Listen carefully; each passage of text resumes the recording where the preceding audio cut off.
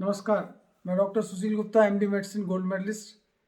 आज आपको एक बहुत ही कॉमन प्रॉब्लम फीवर यानी ज्वर, बुखार, उसको पायरेक्सिया भी कहते हैं, के बारे में कुछ ऐसी बातें बताने जा रहा हूँ जो शायद आपने पहले न सुनी हो।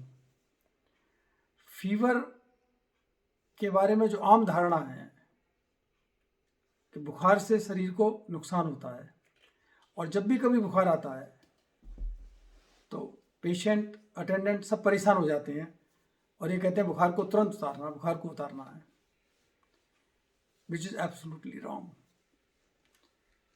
Fever is our friend, not the foe. बुखार हमारा मित्र है, शत्रु नहीं है। और बुखार तो एक दूत है, it's a messenger which brings you message कि आपके शरीर में कुछ गड़बड़ी है। अगर बुखार नहीं आएगा तो पता ही नहीं लगेगा, बैक्टीरिया घुस गया, वायरस घुस गया, प्रॉब्लम हो गई, तो हमें कैसे पता लगता है? क्योंकि टेम्परेचर बढ़ता है, टेम्परेचर बढ़ने से शरीर में दर्द भी होता है, भूख भी कम होती है। ये सारी चीज़ें बुखार से रिलेटेड हैं, जिससे हमें पता लगता है कि हमारे शरीर में कुछ गड़बड़ चल रही है। और हमारी ड्यूटी और डॉक्टर की ड्यूटी कारण को पकड़ने की है, चोर को पकड़ने की है, दूत को मारने की नहीं है। दूत को मारना हर संस्कृति में पाप है, और फीवर तो सिंपल एक मैसेज लाता है कि आपके शरीर में सब कुछ ठीक नहीं है, और हम उसी को मारने लगते हैं। जैसे आपका बच्चा स्कूल ना जाके सिनेमा जा रहा है, और किसी ने आपको सूचना दी, भाई आपका बच्चा तो पढ़ता ही नहीं है, सिनेमा देखता, आपने उसकी पढ़ाई करना शुरू कर दी। उसको धन्यवाद दीजिए, एक कप चाय पिलाइए, अपने बच्चे को करेक्ट करिए। तो फीवर जब भी आता है तो डॉक्टर की ड्यूटी उसका कारण ढूंढने की है, कारणों को ठीक करने की है, क्योंकि फीवर इफेक्ट है, सिम्टम है, कॉज नहीं है। और करंट मेडिकल साइंस की प्रॉब्लम ये है कि हम इफेक्ट को, सिम्टम को ठीक करते रहते हैं, कॉज को पकड़ते ही नहीं है। फीवर के दो प्रमुख कारण हैं। कॉमनेस ऑफ कोर्स इन्फेक्शन है, हम सब जानते हैं, शरीर में कोई भी इन्फेक्शन होता है तो फीवर बढ़ जाता है।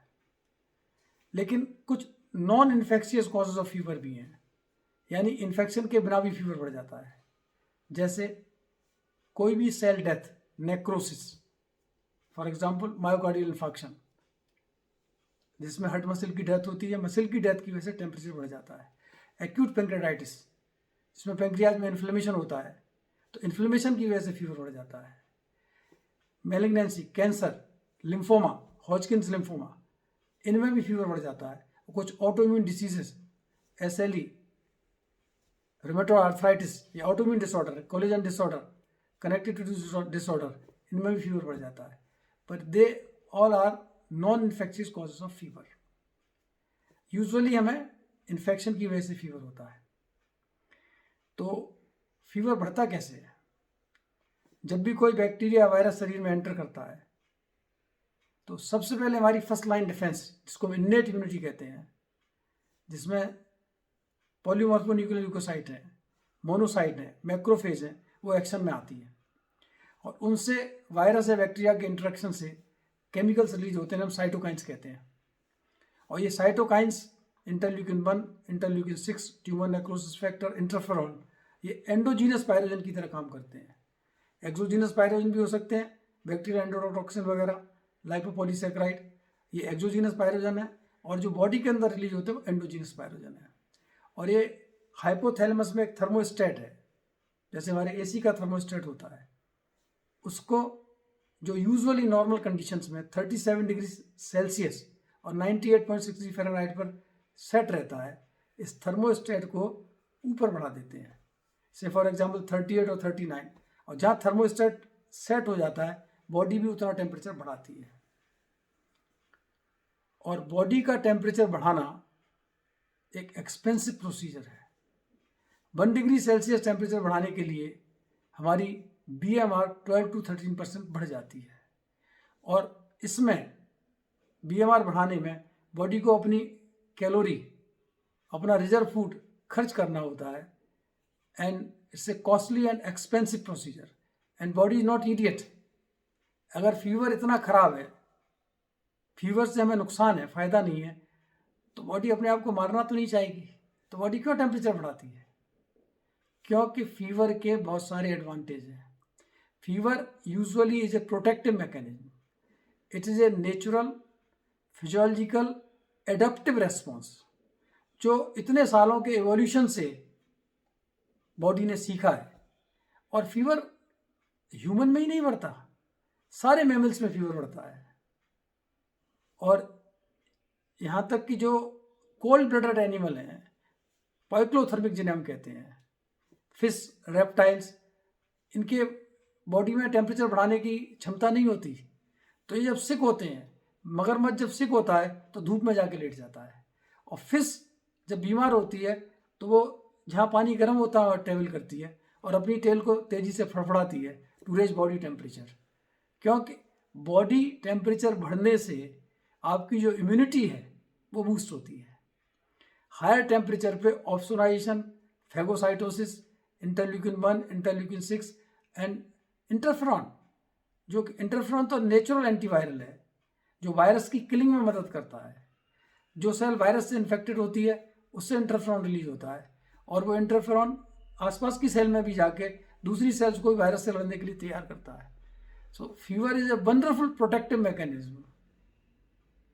और जिस फीवर के फायदे को मगरमच्छ जानता है, रेप्टाइल्स जानते हैं, फिश जानती है, हम as a human being including doctor हम उसको उतारने में चुपट जाते हैं एंड इम्यूनिटी को कम कर देते हैं, बैक्टीरिया वायरस की मदद करते हैं। That is a big blunder. तो फीवर इज अवर फ्रेंड, इसको हमें उतारना नहीं है। हालांकि इस स्टेटमेंट का मतलब ये नहीं है फीवर को हमें कभी कम नहीं करना। कुछ सर्कमस्टांसेस ऐसे हैं जहां हमें फीवर को कम करना होता है।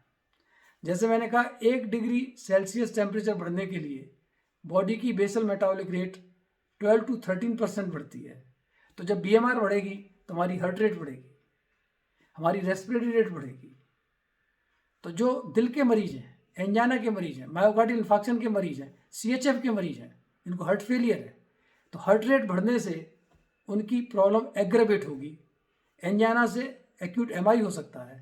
तो कोई भी कार्डियक पेशेंट, उससे अगर टेम्परेचर आता है तो हमें तुरंत टेम्परेचर को कम करना है, चाहे एंटीबायोटिक दवा से करें या फीवर कम करने के लिए स्पंजिंग हम करते हैं। यहाँ भी एक बहुत बड़ा कन्फ्यूजन है, डॉक्टर भी प्रिस्क्राइब करते हैं कोल्ड स्पंजिंग। बुखार में, फीवर में, पायरेक्सिया में कोल्ड स्पंजिंग नहीं करते, क्योंकि अगर आप कोल्ड स्पंजिंग करेंगे तो एक तो मरीज को वैसे ही जब फीवर आता है ठंड लग रही होती है, और जब आप ठंडा पानी लगाएंगे तो स्किन ठंडी हो जाएगी, वेसो कंस्ट्रिक्शन होगा और हीट लॉस कम हो जाएगा, कोर टेम्परेचर बढ़ जाएगा। तो हमें तो कोर टेम्परेचर कम करना है। तो अगर स्पंजिंग करनी है तो टैपिड स्पंजिंग करनी है। टैपिड मीन्स ल्यूक वार्म वाटर, गुनगुने पानी से बदन को पहुंचना है, या एंटीपायरेटिक दवाएं देनी है ऑल कार्डियक पेशेंट्स में। That is number 1। नंबर 2, जैसे मैंने कहा कि रेस्पिरेटरी रेट भी बढ़ती है, तो जो सांस के मरीज हैं, COPD के मरीज हैं, उनमें वैसे ही रेस्पिरेटरी रेट ज़्यादा है, उनमें वैसे ही ऑक्सीजन कम हो रही है, उनकी वैसे ही सांस फूल रही है, तो टेम्परेचर बढ़ने से उनकी सांस और ज़्यादा फूलने लगेगी और हो सकता है उन्हें एडमिट करके ऑक्सीजन लगानी पड़े। तो COPD के मरीज, पल्मोनरी डिसीज के मरीज, उनमें टेम्परेचर कम करना है। नंबर 3, कुछ स्ट्रोक के मरीज हैं जिनको लकवा हो चुका है, तो उसमें टेम्परेचर नहीं बढ़ना चाहिए, हमें टेम्परेचर कम करना है। Number 4, pregnant lady. अब माँ को इन्फेक्शन है, माँ को टेम्परेचर की ज़रूरत है, इम्यूनिटी बढ़ाने की ज़रूरत है। बेबी जो यूट्रस में है वो तो बीमार नहीं है, तो उसको तो हाई टेम्परेचर की ज़रूरत है नहीं। तो माँ का टेम्परेचर बढ़ने से यूट्रस का टेम्परेचर बढ़ेगा और बच्चे की ग्रोथ एंड डेवलपमेंट पे एडवर्स इफेक्ट पड़ेगा। तो प्रेग्नेंट लेडी में हमें टेम्परेचर कम करना है। CKD के मरीज, क्रॉनिक किडनी डिसीज, जिनमें यूरिया क्रिएटिनिन बढ़े हुए हैं, टेम्परेचर बढ़ने से यूरिया क्रिएटिनिन और बढ़ जाएगा, उनमें हमें टेम्परेचर कम करना है। एंड कुछ बच्चे, छोटे बच्चों में फीवर्स के साथ कन्वल्जन आता है, इसको हम फेब्राइल कन्वल्जन कहते हैं। हालांकि वो बेनाइन कंडीशन है, तो febrile, history of febrile convulsion या फेब्राइल कन्वल्जन के बच्चों में फीवर कम करना है। हालांकि इस बात का कोई एविडेंस नहीं है कि टेम्परेचर कम करने से फेब्राइल कन्वल्जन नहीं होगा, पर फिर भी हमें करना है। तो ये सब सर्कमस्टांसेस में फीवर कम करना है। इसके अलावा एक टर्म होता है हाइपरपायरेक्सिया। फीवर को हम माइल्ड, मॉडरेट, सीवियर कर सकते हैं। 100 to 102 is mild fever, 102 to 104 is moderate fever, and more than 104 is high grade fever, and more than 106.7 degree Fahrenheit और 41.5 डिग्री सेल्सियस इज हाइपरपायरेक्सिया। तो hyperpyrexia is a medical emergency. इसमें हमें तुरंत fever उतारना है। और जैसे मैंने कहा, body is not idiot, body is very intelligent. तो बॉडी में एक थर्मल सीलिंग होती है। यूजुअली क्लिनिकल प्रैक्टिस में 105 से ऊपर टेम्परेचर नहीं जाता है।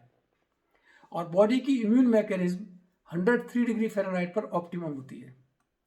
तो जब टेम्परेचर हमारा बढ़ रहा है और हम यंग हेल्दी एडल्ट हैं जिसको पहले से कोई बीमारी नहीं है, 104 तक हमें बुखार नहीं उतारना है जिनमें पहले से कोई बीमारी नहीं है। लेकिन जैसे ही टेम्परेचर 105 अप्रोच करता है, क्योंकि हाइपरपायरेक्सिया है मेडिकल इमरजेंसी, तो हमें अलर्ट हो जाना है। उस स्थिति में हमें टेम्परेचर उतारना है। एक टर्म और यूज होता है, हाइपरथर्मिया। हाइपरथर्मिया में भी टेम्परेचर बढ़ता है, लेकिन हाइपरथर्मिया हाइपरपायरेक्सिया या पायरेक्सिया से अलग है, क्योंकि हाइपरथर्मिया में थर्मोस्टेट नॉर्मल लेवल पे रहता है। हाइपरथर्मिया का थर्मोस्टेट से कोई लेना देना नहीं है। जैसे बॉडी में हमें सीवरिंग होती है, ठंड लगती है, मसल एक्टिविटी होती है, उससे टेम्परेचर बढ़ता है। तो जब टेम्परेचर उतरता है, बॉडी में टेम्परेचर उतारने की मैकेनिज्म है, बॉडी में तो इतनी सारी मैकेनिज्म है, सच ए वंडरफुल डिवाइस कि टेम्परेचर उतारने के लिए बेसोडाइलेशन होता है, हमें गर्मी लगती है और पसीना आता है। तो बेसोडाइलेशन होने से, स्वेटिंग होने से बॉडी कूल डाउन हो जाती है। हाइपरथर्मिया के पेशेंट्स में बेसोडाइलेशन, स्वेटिंग, ये मैकेनिज्म इनएक्टिव हो जाती है, यानी ये खत्म हो जाती है और बॉडी हीट लॉस नहीं कर पाती। बॉडी की जो हीट डिसिपेशन मैकेनिज्म है वो नहीं काम करती, तो बॉडी का टेम्परेचर बढ़ने लगता है और इतना बढ़ जाता है कि आदमी की डेथ हो जाती है। तो hyperthermia is a medical emergency. इसमें हमें बुखार उतारना है और हाइपरथर्मिया में कोई भी एंटीपायरेटिक इफेक्टिव नहीं है। इसको सिर्फ कूलिंग से ही कम कर सकते हैं। ये ऐसी कंडीशन है हाइपरथर्मिया जिसमें कोल्ड स्पंजिंग करते हैं, ठंडे पानी से, बर्फ़ के पानी से, बर्फ़ की सिल्ली पे एसी चला के, तेज कूलर और फैन चला के ऊपर का टेम्परेचर कम करते हैं। और आईवी फ्लूइड्स, नॉर्मल सलाइन, उसको ठंडा करके वो आईवी इंजेक्ट करते हैं, जिससे कोल्ड टेम्परेचर कम करते हैं, इंटरनल टेम्परेचर कम करते हैं। तो हाइपरथर्मिया में कोल्ड स्पंजिंग प्लस कुछ ड्रग भी दी जाती हैं। हाइपरथर्मिया के 2-3 इंपॉर्टेंट कॉजेज हैं। नंबर 1, हीट स्ट्रोक, जिसे लू लगना कहते हैं। उसमें बॉडी हॉट एंड ड्राई हो जाती है, स्वेटिंग नहीं होती, स्वेटिंग मैकेनिज्म खत्म हो जाती है, टेम्परेरी लॉस्ट हो जाती है, इसलिए बॉडी टेम्परेचर बढ़ जाता है। इसको ठंडा करके उतारना है। एट्रोपिन, धतूरा पॉइजनिंग, एट्रोपिन पॉइजनिंग में भी टेम्परेचर बढ़ जाता है।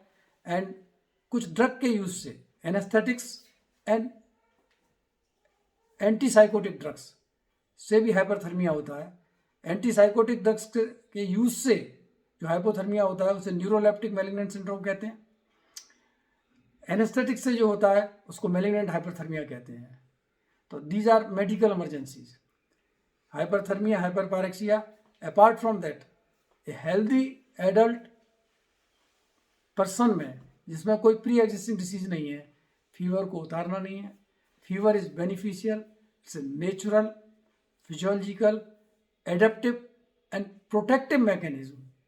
And there are a lot of evidence now that fever definitely improves our immunity and helps in killing bacteria and viruses and infecting organisms. Higher temperature पे जैसे हम uncomfortable होते हैं, वैसे बैक्टीरिया और वायरस भी अनकंफर्टेबल हो जाते हैं।